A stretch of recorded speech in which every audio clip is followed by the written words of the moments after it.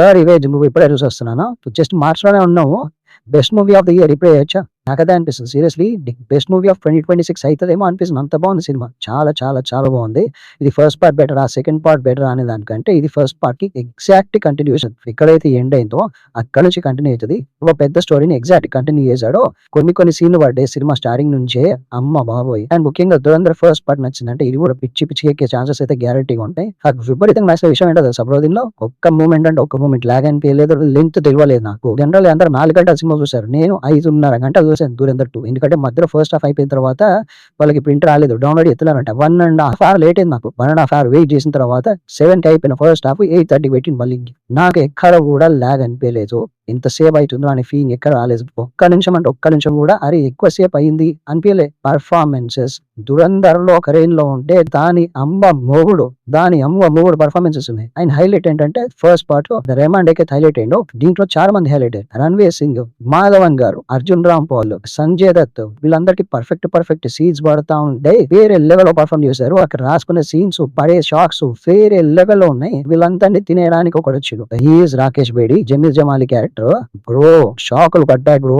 పిచ్చి లేచిపోయి నాకు ముఖ్యంగా క్లైమాక్స్ ఒక సర్ప్రైజ్ వస్తుంది. అమ్మ బాబాయ్ ఏంట్రా ఇది 'ధురంధర్' కంబం ముగురుంది కదా అని ఫీలింగ్. అట్లాంటి కొన్ని సీన్స్ ఉన్నాయి. సినిమా స్టార్ట్ అవడం కూడా చాలా బాగా స్టార్ట్ అయింది. ఎమోషనల్ సీన్స్ పడతా ఉంటాయి. వారమ్మ ఇంత దారుణాలు కూడా జరిగినాయి అనే ఫీలింగ్ వస్తూ ఉంటుంది. అట్లాంటి సీన్స్ పడతా ఉంటే అక్కడ నుంచి నీట్‌గా వెళ్ళిపోయిన సినిమాలోకి వేరే లెవెల్ అనిపించింది. సర్ప్రైజింగ్ ఏంటో తెలుసా ఈ సినిమాలో యాక్షన్ సీక్వెన్సెస్ చాలా తక్కువ ఉన్నాయి. కంపేర్ టు ఫస్ట్ పార్ట్ దీంట్లో సేమ్ ఉన్నాయా లేకపోతే తక్కువ ఉన్నాయా అనే ఫీలింగ్ వచ్చింది. ముఖ్యంగా డ్రామా మీదే నడిచిందన్నట్టు. ఆ డ్రామాని అద్భుతంగా రాసుకున్నారు. ప్రేమంటకే తెలిపోయిన తర్వాత పరిస్థితి ఏంటి? ఐఎస్ఐ నుంచి మహమ్మద్ ఇక్బాల్, విడదకి మన చౌదరి అస్లాం, జమీల్ జమాలి, ఉజైర్ బలోచ్, విడదకి ఎలీనా, హంజా, అజయ్ సన్యాల్ ఇన్ని క్యారెక్టర్స్ తోటి ప్రతి క్యారెక్టర్ కి న్యాయం చేశారని గ్యారెంటీ చెప్తాం. ఇంటర్వెల్ ఒక రకంగా ఎండ్ చేసిండో మైండ్ పోయింది. క్రేజీ ఇంటర్వెల్ అది మస్త్ అనిపించింది. అట్లాంటి సీన్స్ సినిమాలో చాలా చాలా ఉన్నాయి. గూస్ బంప్ మెటీరియల్స్ కొన్ని ఉంటాయి బ్రో. అమ్మ బాబోయ్ వేరే లెవెల్ ఉన్నాయి అన్నట్టు. ఈ రివ్యూలో నేను చెప్పేదంతా కూడా నేను ఏం చెప్తున్నా నాకే అవ్వనట్లేదు. Because 'Dhurandhar 2' is an experience to watch. మనం ఏవేవైతే 'ధురంధర్ 2'లో చూసామో దాని గురించి నేను ఆల్రెడీ 'ధురంధర్ పార్ట్ 1' రివ్యూ అని చెప్పేసాను. ఎందుకంటే ఎగ్జాక్ట్ అదే ఉంటది. అండ్ ఆ ఎక్స్పీరియన్స్ మళ్ళీ చేశాను చూసావా అందులో ఉన్న ఇంకా బెటర్ ఎక్స్పీరియన్స్ అది 'మ్యావ్డే షెబర్'. అది చాలా చాలా బాగుంది అనిపించింది. కొన్ని సీన్స్ ఉన్నాయి బ్రో దీంట్లో. బాత్రూమ్ సీన్ ఒకటి ఉంటది. క్రేజీ అసలు. ఎమోషనల్ సీన్స్ అయితే మాత్రం తగిలే బ్రో. మామూలుగా తగలేదు.